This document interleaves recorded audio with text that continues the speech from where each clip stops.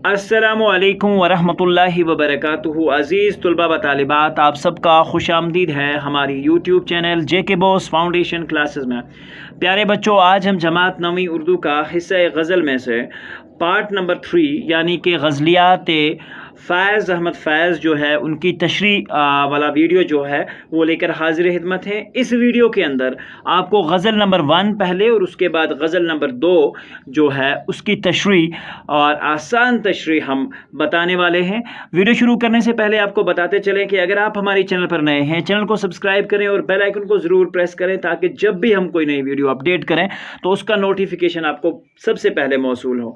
हमारी ये वीडियोज़ और इससे पहले आने वाले तमाम जो असबाक हैं यानी कि जो सबक हैं आपकी क्लास 9 के, वो हमारी यूट्यूब चैनल पर अपलोड हो चुके हैं।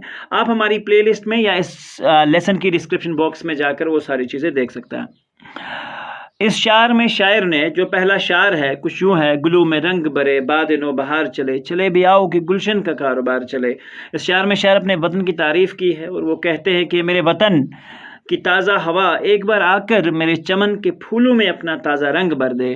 रेर जिसे हम कहेंगे आने से, जैसे फूलों में गुलशन महक जाती है और इसकी बू खिल जाती है बहार के आने से, गुलस्तान रंग बरंग हो जाएगा आपके आने से और महक उठेंगे। और पहले यही मेरे चमन का कारोबार है। ये अपने चमन से मुराद यहाँ वतन है। कफस उदास है यारो सबा से कुछ तो कहो, कहीं तो बहर खुदा आज जिक्र यार चले।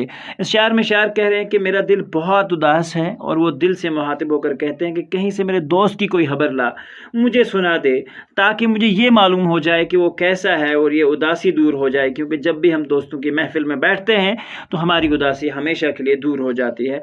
तो शायर एक्चुअली बहुत उदास है और अपने दोस्त या अपने महबूब की खातिर ये जो शार है वो कहा गया है। कभी तो रंज तेरे कंज लब से हुआ आगाज़, कभी तो शब सर का कुल से मुश्कबार चले। इस शार में शायर ने अपने महबूब के बारे में कहा है कि ए मेरे महबूब, कभी तुम्हारे होंठों के किसी कोने से किसी तरह बात का आगाज़ हो जाए और कभी तुम्हारे बालों की महक आ जाए तो मेरा दिल बहुत ज़्यादा खुश हो जाएगा, जिनके लिए मैं बहुत ही मुद्दत से या अरसे से तरस रहा हूँ। उसके बाद अगला शार है, बड़ा है दर्द का रिश्ता ये दिल गरीब ही सही, तुम्हारे नाम पे आएंगे गम गुसार चले। शायर फरमाते हैं कि अपने वतन की तारीफ़ करते हुए और कहते हैं कि ए मेरे हर दिल अजीज़ वतन, तुमसे मेरे दिल का रेशा जुड़ा हुआ है, रिश्ता जुड़ा हुआ है, यानी आपसे बहुत करीब हूँ।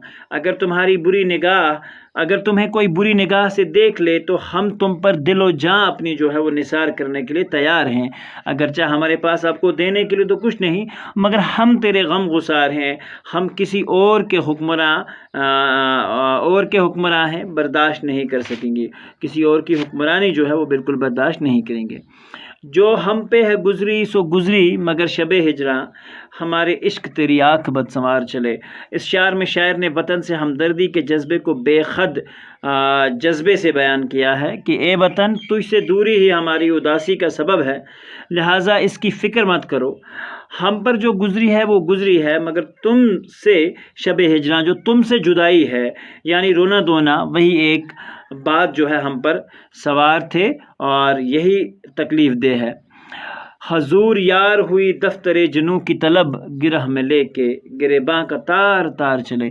इस शायर में शायर कहते हैं कि जब भी अपने वतन की बात करने के लिए मुझे मेरे जनू की बारी आई तो इसकी इज़्ज़त अफजाई हासिल हो जाती है, मगर हम अपने गिरेबां से एक तार निकाल गए हैं, यानी ए वतन तेरी खातिर हम जिनों की हद तक पार गए। अगर हमें तुम्हारे बारे में कोई पूछता था तो हमने अपने गिरेबां को चाक करके उसके सामने पेश कर दिया।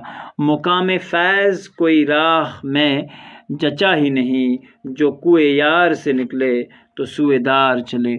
इस शार में शायर ये कह रहे हैं कि ए मेरे वतन, जो तेरी खातिर तुम्हारी लाज और इज़्ज़त रखने के लिए निकला है, इसे फांसी के फंदे तक पहुंचाया गया है, यानी कोई ऐसा जुल्म बाकी न रखा गया जो तुम्हारे चाहने वालों पर न किया गया, जो तुम्हारे लिए आज़ादी की पकड़ में लोग थे। तो उसके बाद आती है हमारी गज़ल नंबर 2, जिसकी आसान तशरीह लेकर हम हाज़िर खिदमत हैं। कभी ठहरेगा दर्द ए दिल, कब तेरी रात बसर होगी, सुनते थे वो आएंगे, सुनते थे सहर होगी। تشریح شاعر میں شاعر کہہ رہے ہیں کہ میرے دل تو ہی بتا کہ یہ درد بری رات جو ہے، یہ حالات جو ہیں اس ملک کے کیسے سدھریں گے۔ اور ہم سنتے تھے کہ آزادی کی سحر تو ہوگی، صبح تو ہوگی، اور وہ سحر کب ہوگی، کب آئے گی، جس کے لیے دل بے قرار ہے۔ کب جاں لہو ہوگی، کب اشک گہر ہوگا، کس دن تیری شنوائی اے دیدہ تر ہوگی۔ شاعر فرماتے ہیں کہ اس شعر میں شاعر نے ایکچولی استفہامیہ لہجہ اختیار کیا ہے۔ وہ کہتے ہیں کہ اے دیدہ تر کب میرے جسم سے خون جاری ہوگا، میرے جسم سے خون نکل رہا ہوگا۔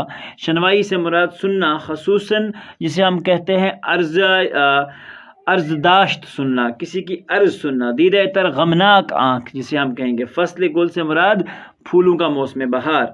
تو شاعر کہہ رہے ہیں کہ میرے خونوں سے اشک بار ہیں میری آنکھیں، کب اشک بہہ سکیں گے، اور کب ہمارے دل کی بات سنی جائے گی، اور کب ہم نذرانہ جان پیش کر سکیں گے اپنے وطن کے لیے۔